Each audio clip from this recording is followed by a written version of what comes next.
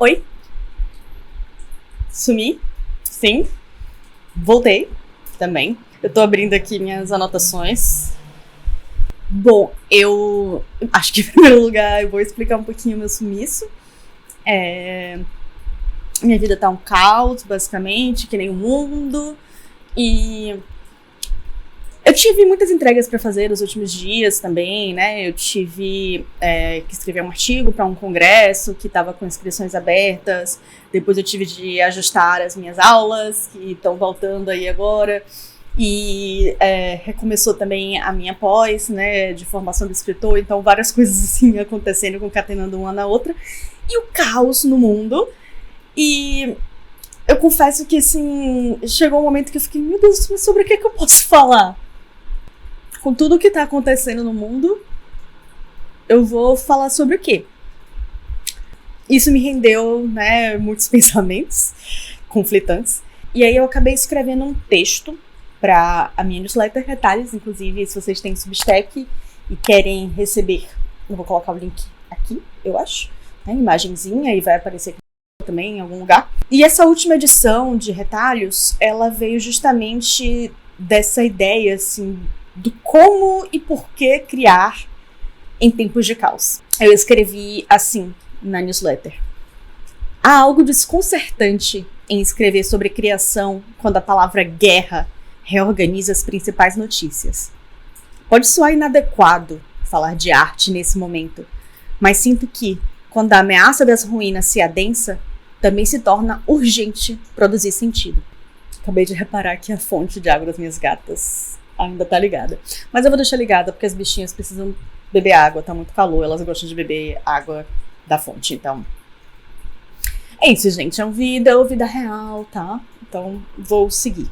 Minha ideia com esse vídeo, especificamente, não é transformar ele numa discussão do que é arte, qual a sua função, ou uma discussão sobre a estética e o belo na arte. Não é nada disso. Essas são questões discutidas há séculos por pessoas muito mais capacitadas do que eu para isso.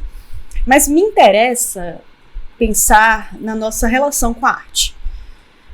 Por que criamos, por que fruímos arte e como conseguimos criar e fruir diante de tanta violência, guerra e incerteza do nosso futuro, né? E do nosso presente também, de forma geral. Eu tô com um piercing novo, douradinho. Só que aí toda hora eu fico querendo ajeitar ele, né? Mas eu acho que é coisa de quem tem piercing no septo, que é toda hora fica ajeitando. Bom, eu quero começar a nossa discussão desse vídeo com um conto do escritor uruguaio Eduardo Galeano, que se chama A Função da Arte. Então, eu vou ler aqui pra vocês e eu vou colocar ele na tela também, caso vocês prefiram acompanhar lendo. Diego não conhecia o mar. O pai, Santiago Kovadlov, levou-o para que descobrisse o mar. Viajaram para o sul. Ele, o mar, estava do outro lado das dunas altas, esperando. Quando o menino e o pai enfim alcançaram aquelas alturas de areia, depois de muito caminhar, o mar estava na frente dos seus olhos. E foi tanta a imensidão do mar, e tanto o seu fulgor, que o menino ficou mudo de beleza. E quando finalmente conseguiu falar, tremendo, gaguejando, pediu ao pai: me ajuda a olhar? Eu amo esse microconto, eu achei ele lindo, e eu queria trazer ele para a conversa que eu quero ter hoje. Eu quero falar sobre as diferentes coisas que a arte nos oferece, enquanto criadores e fruidores de obras de arte. Então eu vou dividir essa conversa em alguns mini capítulos, para facilitar a compreensão do que é que eu estou pensando. Primeiro ponto: a arte nos ajuda a ver. Tem 2 livros de George Didi Huberman que eu vou citar hoje nessa conversa, mas por hora eu quero começar com um que se chama Imagens Apesar de Tudo. Nesse livro, Didi Huberman escreve sobre 4 fotografias que foram feitas clandestinamente em Auschwitz, e ele defende a ideia de que, mesmo sendo imagens precárias, tremidas, fragmentárias até, elas ainda insistem e exigem que a gente olhe para elas. E a defesa que Didi Huberman faz é que essas imagens não existem como espetáculo. Elas não existem como objeto de consumo. Elas existem como responsabilidade. Porque olhar para essas imagens, que são imagens tenebrosas de um dos capítulos mais sombrios da história humana, é confrontar a realidade. E virar o rosto para essas imagens, né, olhar para o outro lado, também é uma forma de violência. Daí a gente tem Jacques Rancière, que vai dialogar com Didi Huberman no texto A Imagem Intolerável. Mas ele vai deslocar um pouco essa conversa. Ele vai perguntar: a imagem, por si só, é poderosa ou impotente? Ele vai dizer que não existe uma imagem que faz agir automaticamente ou uma imagem que seja pura ilusão.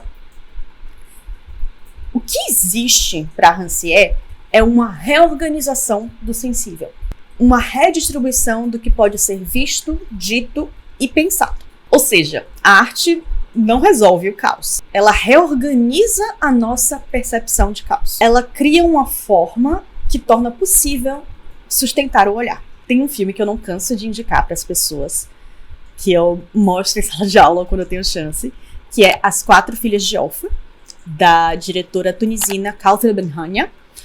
E é um filme que lida com a radicalização religiosa, com violência, com perda, com a misoginia. E é um filme que trata desses temas que são potencialmente intoleráveis. Mas em vez de simplesmente mostrar pra gente as imagens de trauma, é um filme que reconstrói essas imagens de trauma a partir de um dispositivo híbrido.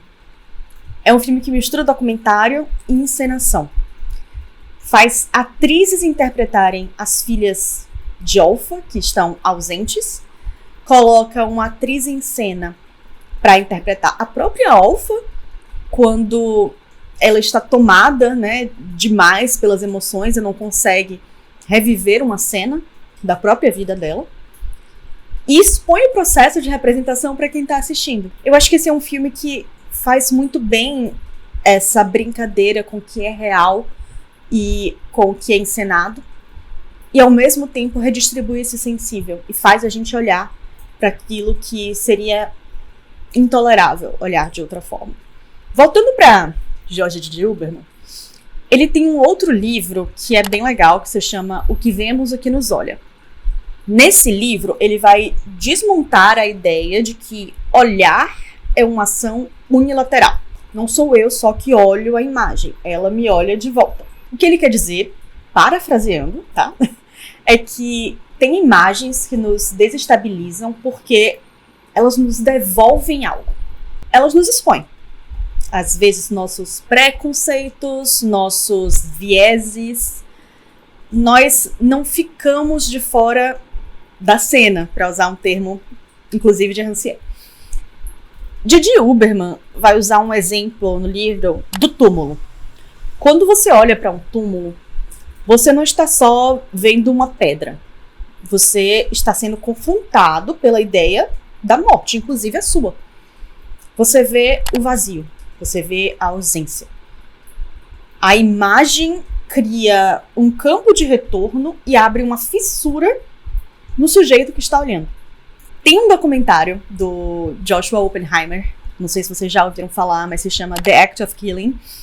Ele vai convidar um dos perpetradores do genocídio que aconteceu na Indonésia para reencenar os seus próprios crimes.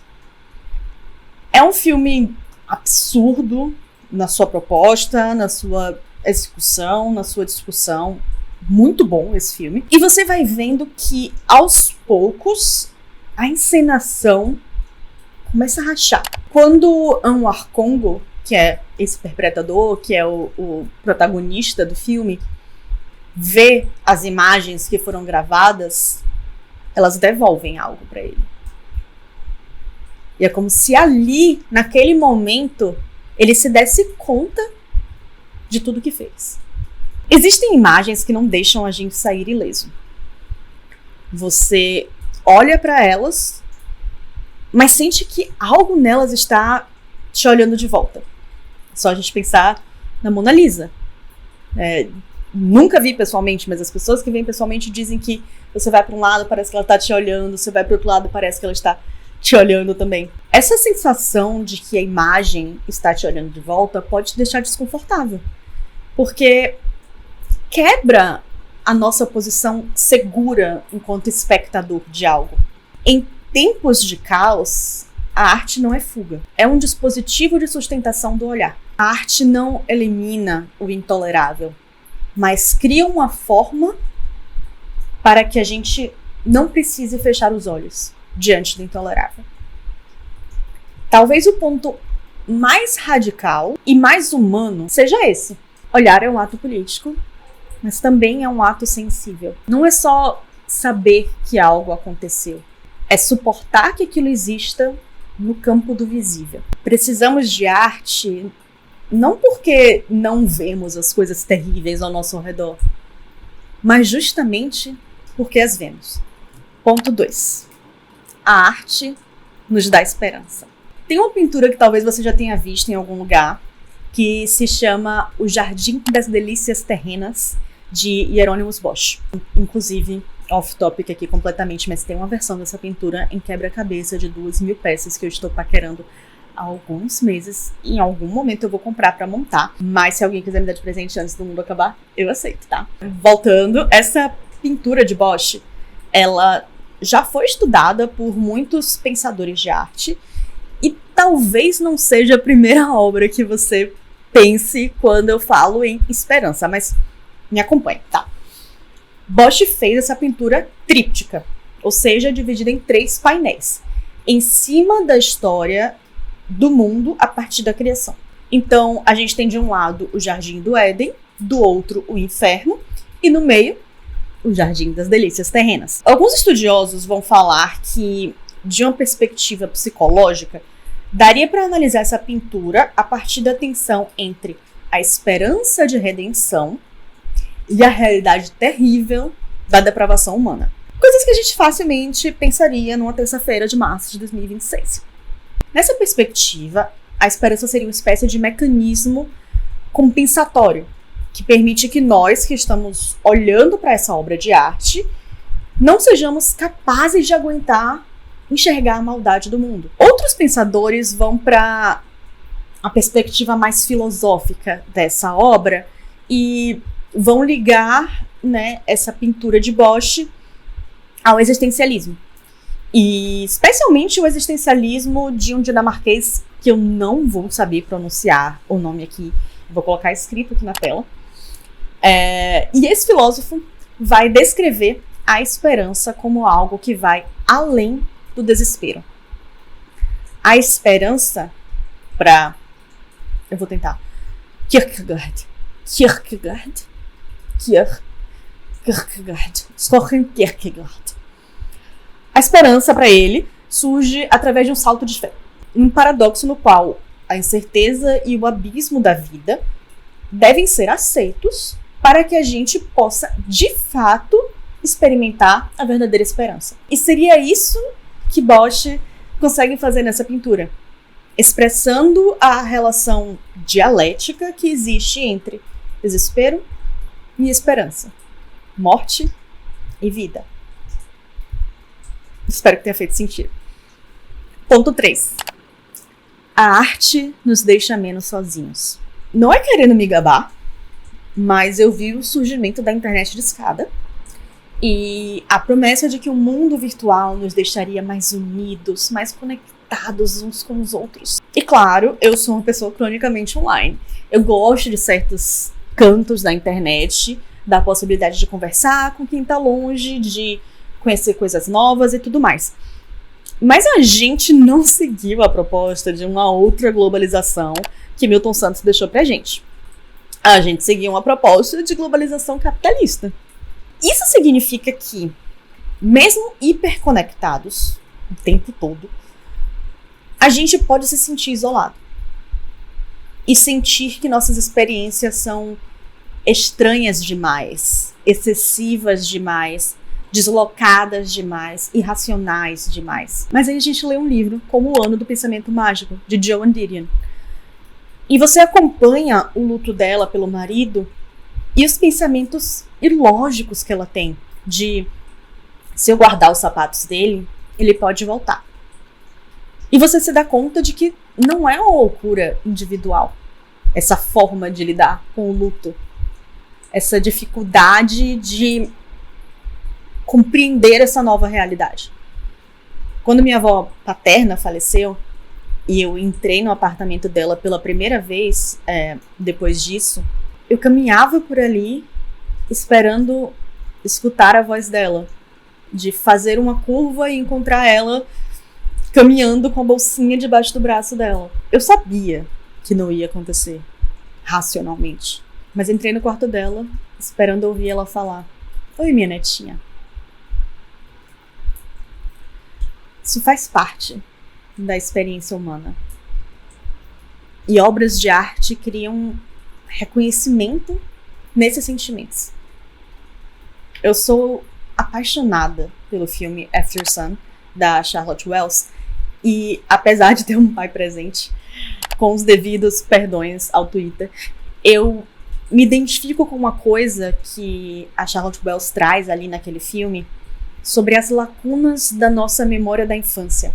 Tem um eco de uma experiência minha ali. Mesmo que eu não tenha perdido meu pai, como Charlotte e a personagem do filme perderam. Tem uma coisa ali de você ter memórias muito vívidas de alguns acontecimentos, de algumas pessoas, de alguns momentos muito específicos, mas que naquele momento você não entendia completamente. E talvez hoje você esteja modificando também essas memórias por compreender agora o que elas significavam. Em As Origens do Totalitarismo, Hannah Arendt vai analisar como regimes totalitários produzem uma forma específica de desolação. Na verdade, ela vai diferenciar 3 coisas. Isolamento, que ela define como a condição política em que você é separado da esfera pública e impedido de agir coletivamente. A gente pode pensar em artistas brasileiros que foram exilados durante a ditadura empresarial, civil, militar. Segundo, ela vai falar da solidão, que é essa condição existencial que pode, inclusive, favorecer o pensamento. Estar só consigo mesmo, né? Dialogar internamente. A gente pode pensar naquele meme, solidão ou liberdade.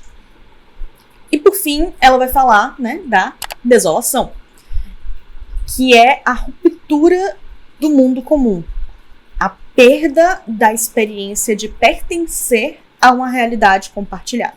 O totalitarismo, ele se alimenta da desolação, porque pessoas desconectadas do mundo comum tornam-se mais vulneráveis a narrativas totalizantes. E podemos, é claro, pensar no capitalismo enquanto regime totalitário. Caos fragmenta. Mas a arte cria pontes, permite costurar experiências diferentes em um mesmo sentimento, uma mesma imagem. Cria linguagem para expressar aquilo que às vezes a gente não sabe nem dar nome. A arte reabre o espaço onde experiências se tornam partilháveis. Não é só que a arte nos consola, é que ela reconstitui o mundo comum. Ela cria um espaço onde algo pode aparecer e ser compartilhado. E quando algo pode ser compartilhado, deixa de ser desolação.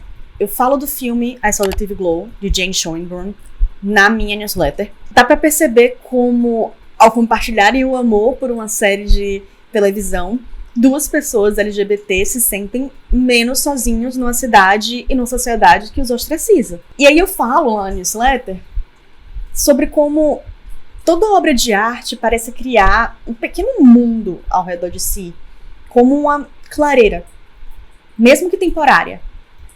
E nesses tempos de incerteza, clareiras importam. Talvez mais do que nunca. Eu me perdi, esse é o ponto 4? É o ponto 4. Ponto 4. A arte nos dá uma forma de denúncia. Quando Artemisia Gentileschi pinta Judite decapitando Holofernes, ela não está apenas ilustrando um episódio bíblico.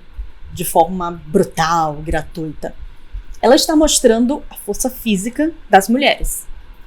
A tensão muscular, o sangue que jorra, tudo ali é intensificado. É um gesto de reconfiguração. E aí ajuda a gente a saber o contexto da artista. Porque Artemísia foi uma vítima de estupro e passou por um julgamento humilhante. O processo existe nos arquivos, mas a pintura cria um outro tipo de registro. Ela cria uma imagem onde a violência muda de direção. É uma reescrita simbólica do poder. Mas nem toda violência deixa um documento oficial. Na verdade, na maioria esmagadora das vezes, o arquivo é produzido pelo agressor. E, portanto, já nasce distorcido. Aqui Mbembe tem um texto bem curtinho e muito bom, chamado O Poder do Arquivo e Seus Limites, em que ele fala sobre como é poder. O arquivo decide o que entra, o que fica, o que é preservado, o que pode ser consultado e, principalmente, o que desaparece. Em contextos coloniais, o arquivo foi instrumento de controle, como continua sendo. Catalogar, classificar, nomear, tudo isso é também capturar. O arquivo não apenas registra a violência, até porque às vezes ele pode optar justamente por não registrar a violência, mas ele pode ser parte da violência. Nesse sentido, a gente pode pensar que a arte pode operar como contra-arquivo. A arte denuncia não apenas porque ela aponta o dedo, mas ela denuncia porque cria forma. E forma é política. Quem está no centro do enquadramento? Quem está fora? Quem tem voz? Quem só aparece como ruído? Susan Sontag tem um livro muito bom que se chama Diante da Dor dos Outros, onde ela questiona se mostrar imagens de sofrimento automaticamente produz consciência ou ação. Ver dor não é o mesmo que compreender estruturas. A imagem pode sim sensibilizar, mas ela pode também nos anestesiar. A denúncia não está na intensidade da imagem, está na forma como ela organiza ou reorganiza o nosso olhar. A arte não precisa mostrar o fato literal para denunciar. Ela pode criar imagens que reorganizam forças, como Artemísia fez. A imagem intolerável não precisa ser explícita. Existem outras formas também de denunciar algo. A denúncia artística não começa apontando o dedo. Ela começa dizendo, isso existiu. Isso foi vivido. Isso deixou marca, mesmo que ninguém tenha escrito um relatório sobre isso. Em tempos de caos, quando vemos bibliotecas queimadas, filmes censurados, museus atacados, entendemos que destruir arte também é destruir provas. Por isso que regimes autoritários têm tanto medo de artistas e o censuram, o exilam, o matam, porque a arte cria vestígios que escapam ao controle. E é importante destacar, mais uma vez, que a arte pode denunciar sem reproduzir o trauma. Ela pode sugerir, deslocar, inverter, alegorizar. Ela pode trabalhar na borda do intolerável, criando formas que permitem lembrar sem colapsar. 5. A arte nos dá uma outra forma de falar. Eu acho muito provável que vocês já tenham passado por uma situação em que vocês não sentiam que existia uma palavra, uma linguagem pronta para falar sobre aquele problema que vocês passaram. Claro, depois de um tempo você se torna capaz de elaborar de outras formas, mas é sempre uma tradução, se você parar para pensar. Em Sister Outsider, da Audre Lorde, ela fala sobre como a linguagem dominante muitas vezes não consegue expressar certas experiências. Especialmente experiências de mulheres, pessoas negras, dissidentes. E por isso, para ela, a poesia é uma ferramenta de sobrevivência. O lugar onde algo que ainda não tem nome pode começar a existir. E é por isso também que tantas transformações culturais têm essa passagem pela arte antes de tomarem forma na política ou na academia. A arte inventa novos vocabulários para o sensível. Podemos pensar em Frida Kahlo, que usava as suas pinturas para expressar seus sentimentos, seu sofrimento físico e emocional, sua autoaceitação e a sua relação com a própria imagem também. E eu sei que, enquanto artista, é difícil colocar sua obra no mundo e se desprender da sua intenção, porque cada pessoa vai entender a sua obra de um jeito e nunca fica exatamente do jeito como estava na nossa cabeça. E a gente tem vontade de mediar aquilo, de ser compreendido. Mas quando vem esse impulso, ajuda a pensar no caminho que Édouard Glissant oferece em Poética da Relação. Nem tudo precisa ser completamente traduzido ou transparente para ser compreendido. A opacidade é importante. A lacuna é importante. É ali que a gente coloca a nossa interpretação, a nossa subjetividade. Isso é poderoso para a arte também. Maya Deren criava filmes que não explicavam nada de forma direta. E justamente por isso, ela conseguia falar de estados emocionais e psíquicos que seriam difíceis de traduzir em uma narrativa convencional. Às vezes, a arte é a única forma de dizer certas coisas. A linguagem não é só uma ferramenta de comunicação, mas uma estrutura de percepção. Para mim, arte é aquele instante em que você vê ou escuta ou interage com uma obra de alguma forma e você não sabe explicar ao certo o que você está sentindo, mas você sente. A arte é aquilo que fazemos porque não podemos viver sem isso. A gente vive numa era com excesso de informações e estímulos. Essa sensação de urgência, até mesmo para a gente se posicionar diante de algo e estarmos assistindo e vivendo tantas catástrofes que são transmitidas em tempo real. Acho que tudo isso cria um nevoeiro ao nosso redor. E estabelecer o tempo para criar ou fruir algo é ir contra essa corrente. É conviver com um tempo mais espesso que o de uma neblina. É insistir na duração, na demora, na maturação. A fermentação leva tempo para deixar um vinho saboroso, um quinte saboroso. Desacelerar é importante. Importa reservar o tempo para criar e descobrir o que nos atravessa quando o fazemos. Ninguém cria apesar do caos. Criamos dentro e diante do caos. Eu comecei esse canal no YouTube porque eu queria achar um espaço para experimentar com audiovisual, com menos autocobrança, para fazer videoensaios como esse, para conversar sobre assuntos que me interessam com pessoas que também se interessam, desde organização a todas essas referências que eu cito aqui, e arte, e audiovisual, e enfim, muitas coisas que me atravessam de alguma forma. E também porque eu quero ter um registro das coisas que estou fazendo, porque em tempos de caos é importante ter vestígios de quem somos. Eu planejo sim continuar, eu não sei como é que vai ser a frequência de vídeos que eu vou fazer, eu já gravei alguns nos últimos meses, mas eu não consegui ainda parar para editar, e eu acho que esse daqui vai sair antes dos outros que eu gravei e vou editar ainda, porque eu acho que ele é relevante para esse momento que a gente está vivendo. Enfim, eu não sei ainda como é que vai ser, eu tenho poucos seguidores, mas eu tenho fé também de colocar as coisas no mundo e ver aonde, até quem elas vão chegar. E para encerrar essa conversa, que deve estar enorme, eu queria transpor para cá algumas sugestões que eu escrevi lá na edição 24 do Retalhos para atravessar esse nevoeiro. Decidiram cortar alguma coisa aqui neste exato momento. Eu não sei se é um cortador de grama ou se é um vape.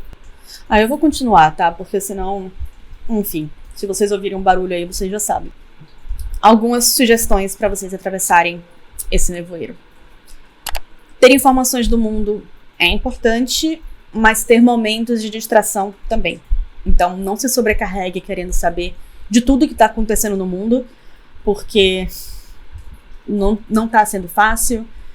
Os índices de feminicídio estão altíssimos no Brasil, a guerra no Irã, Trump querendo construir uma orla de luxo na faixa de Gaza, enfim. Não tá fácil, mas também saibam medir, né? Tipo, tem um dia que você tá muito sobrecarregada, não veja notícias nesse dia, tá? Sei lá, escolhe se alienar um pouco com o BBB, vai fazer alguma coisa artística, vai colorir seu Bob Goods, não sei, faz alguma outra coisa. Se no outro dia você estiver se sentindo melhor e fala, nossa, não, eu preciso saber o que tá acontecendo, eu preciso ter uma noção do que tá acontecendo no mundo, vai lá e olha. Mas tenta encontrar ali também o seu limite para você não ultrapassar esse limite, porque se distrair é importante, a gente precisa manter alguma sanidade também. Segunda sugestão, faça o que for possível no momento, mas faça com presença. Isso tem sido muito importante para mim, porque eu tenho feito muitas coisas nos meus dias, são muitas demandas e projetos diferentes para dar conta. E às vezes eu não tenho energia pela manhã para fazer 1 hora de atividade física. E o que tem me ajudado a manter uma certa constância, uma certa disciplina é fazer nem que sejam 5 minutos de atividade física, de alongamento. 5 minutos de alongamento que seja, um Surya Namaskar que eu faça, já é alguma coisa que eu tô fazendo pelo meu corpo. Então, fazer o que for possível no momento, o mínimo do possível, mas fazer ali com presença, com intenção, com vontade. E pelo menos isso cria ali aquele espaço para você aparecer para você mesmo durante aquele dia. A outra sugestão que eu tenho é de vocês criarem arquivos do presente. Escrevam, fotografem, gravem, pintem.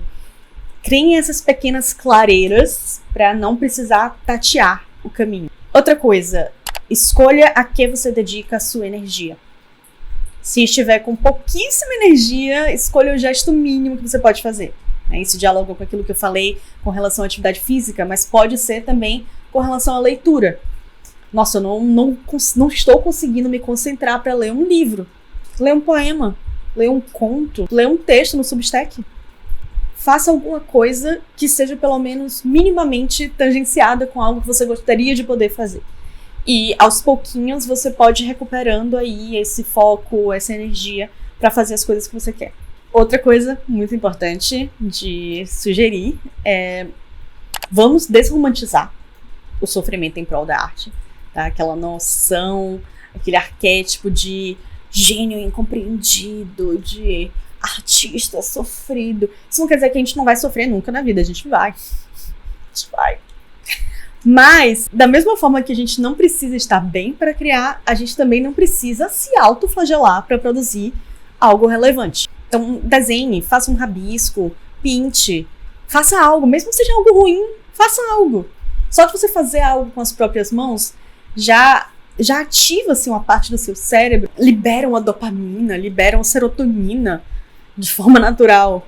Não que eu seja contra as formas psicotrópicas de liberar isso, inclusive adoro. Mas é isso, né? Só de ter uma noção assim também de que existem outras formas também da gente se autorregular. E lembrem-se também da sua rede. Pode ser rede de colaboradores, rede de apoio. É difícil atravessar um nevoeiro sozinho. Então, se a gente tiver essa rede com a gente, fica muito melhor. Eu acho que por mais que atrapalhe a nossa visão, a névoa, esse nevoeiro, nos obriga a escutar mais o chão do que ficar procurando por um horizonte. Acho que é isso. E eu vejo vocês em algum outro momento. Artist's duty, as far as I'm concerned, is to reflect the times. I think that is true of painters, sculptors, poets, musicians. As far as I'm concerned, it's their choice. But I choose to reflect the times and the situations in which I find myself. That to me is my duty. And at this crucial time in our lives, when everything is so desperate, when every day is a matter of survival, I don't think you can help but be involved. Young people, black and white, know this. That's why they're so involved in politics. We will shape and mold this country, or it will not be molded and shaped at all anymore. So I don't think you have a choice. How can you be an artist and not reflect the times?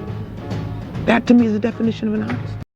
A arte não vai salvar o mundo. A arte, ela pode sensibilizar, pode dar linguagem à dor, pode fortalecer quem já está na luta, mas ela também pode ser uma ferramenta de alienação para quem não está. Então, o objetivo não pode ser colorir os espaços de opressão com diversidade estética e termos orgulho de ter um filtro de barro em casa, dar flor no cabelo e de ser contra o minimalismo. Mas por nós próprios e pela humanidade, é preciso mudar de procedimentos, desenvolver um pensamento novo, tentar pôr de pé um homem novo, como Fanon escreveu. E talvez a pergunta que fique não seja mais a arte vai salvar o mundo, mas o que a gente está fazendo e o que esses artistas estão fazendo para que o mundo mude.